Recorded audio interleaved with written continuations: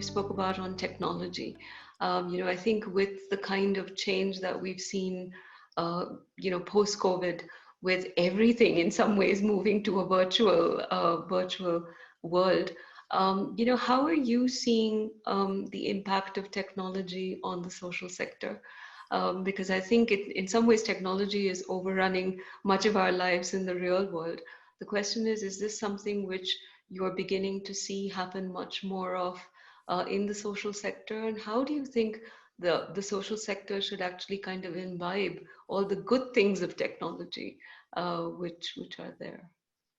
Yeah, it's a complicated question, I think, in some sense, because in the social sector has been burned by technocrats before, people sort of swooping in with fancy devices and little apps and saying that's going to be the silver bullet and solve everything.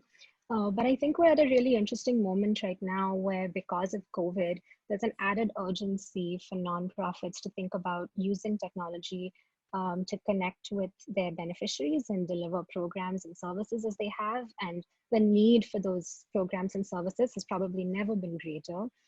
They need to connect with their donors. They need to be able to illustrate impact without being able to have access on the ground to field stories. So there's a lot of, and of course, manage internally their own team, their own processes, as we all are in our organizations. Some organizations have invested in this really early on, and so are very well set up to navigate this time. But for others, some often smaller, medium-sized organizations that are doing wonderful work just haven't had the capacity or the resources to invest in this before.